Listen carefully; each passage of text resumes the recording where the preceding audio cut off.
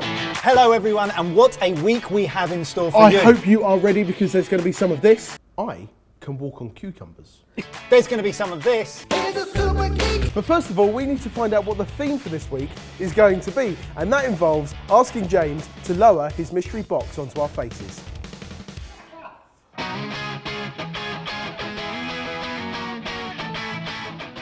It's a box! Inside of that box is a mystery ingredient. No one knows what's in that box except for James. The best bit is, once we do know what's in the box, it'll probably give us a clue as to what this week's theme is, and then we'll ask you for loads of input to shape some recipes. James, would you mind lowering the box? Got it. Okay. Okay. There's one for everyone, it looks like. We're going to fork some geeks. Harry Potter. It's Harry Potter week! No. Super Geek Week? Well, yeah, that's pretty close. We've called it Dorks with Forks. We're doing food science.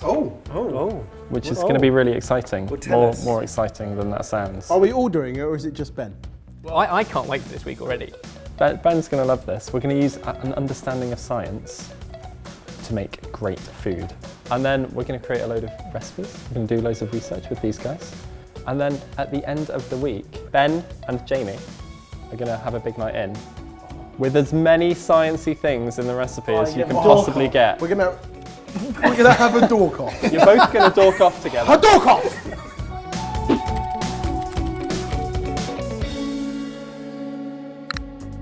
3, 2, 1.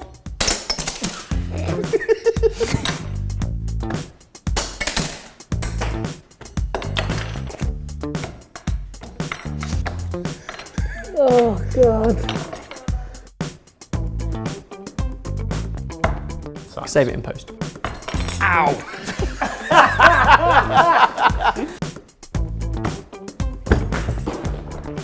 In order to kick off Dorks with Forks week, we need to make sure that we go big and sciencey. One of the most scientifically intriguing ingredients you can get is popcorn. Yeah, that's because it's pretty much unperishable in its kernel form.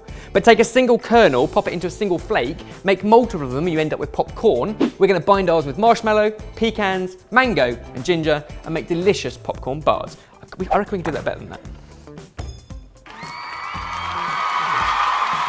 The first thing we're going to do is the top to our popcorn bars, which in fact has to be the base before we flip it. That is dark chocolate, which is going to melt in a bain-marie until it's liquid. Oh, don't go lengthways again. It's like when you cut the grilled cheese sandwich the wrong way. Okay, so let's pop popcorn. There are two types of popcorn. There's butterfly popcorn and there's mushroom popcorn. So, mushroom popcorn, rounder, cinema popcorn. Yeah. Often covered in butter and sugar and things like that.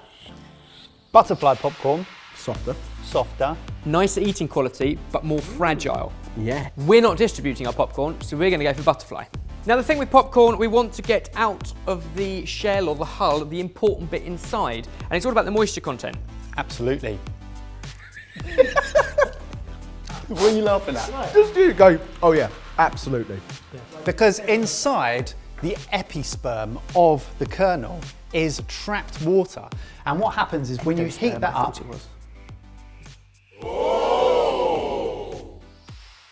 yes, inside these kernels are trapped water. When you heat up the kernels, the water turns to vapor, creating pressure. Pressure causes the kernel to explode, and there's a gelatinous starch inside that as soon as it enters the outside atmosphere, it cools, creating the fluffy popcorn. And you guys told us the best way to cook it is to do so that all of that gelatinization happens at the same time. So you want to heat up all the starch and the proteins inside evenly. So, in a pan, vegetable oil, about a tablespoon or two, and just place a couple of kernels. You just want to test the oil. As soon as those are popped, we know we can add in the rest, but we'll take it off the heat to do that so they can all come up to temperature together, because we know that popcorn pops at about 180 degrees Celsius. I have a question. Yes. For that oil to be ready, Yeah. and for those popcorn corns to pop, does the hob need to be on?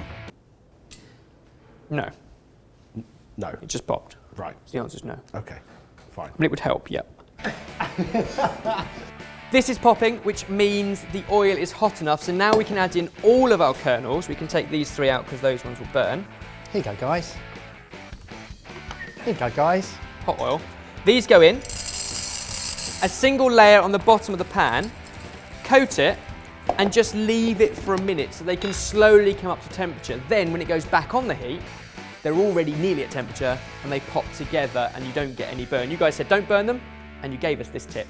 And it's all about the right moisture content in your kernel. Joe and Seth told us that, which is also why somebody else told us you shouldn't store your kernels in the fridge. While they pop, we can line our silicone with chocolate.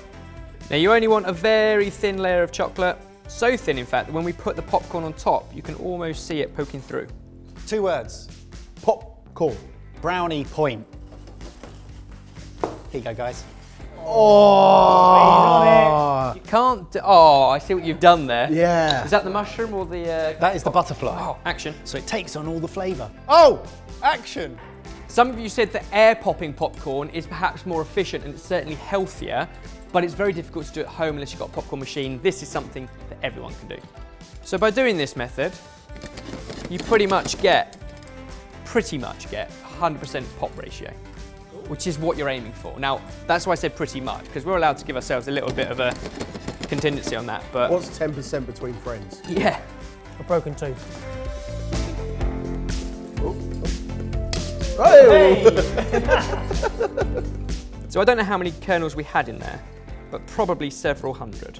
And now we're left with 20 unpopped at tops. So the outside of the kernel is called the pericarp. That can withstand up to 135 psi. That's how strong it is. If you think like a tyre is like 30, so it's like 4.5 times stronger than a car tyre. Brilliant. Well, I know what tyres to buy next time my car needs them. Yeah. Chocolate melted, popcorn pop. Now for the flavour. We've done all sorts of flavours before. We did a gourmet savoury one in season 1. This is sweet, so it's going to be butter and marshmallows melted in a pan, and we're going to add to it the warmth of a teaspoon of ground ginger. While we're waiting for that, we can chop up pecans and mango.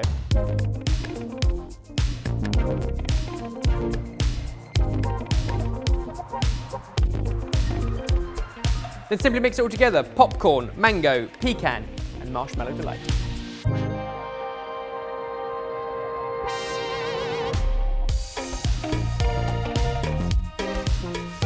And then the chocolate literally just set. We're not going to press it down too much.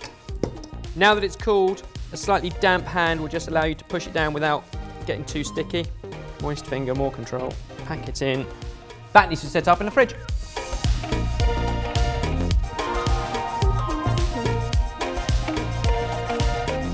A little drizzle of this, which is just icing sugar let down with water. Oh, he's got a perfect zipper going on there.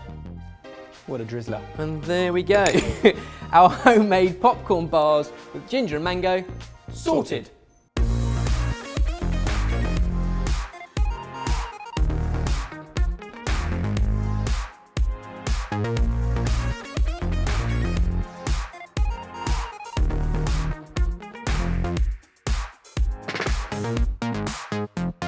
Oh, wow. I like that you kept the mango in there. Keep it healthy. You know what that is? That is naughty. And they keep at room temperature. So you can cut them up into small bars and they're great for like a packed lunch, something like that, or to share.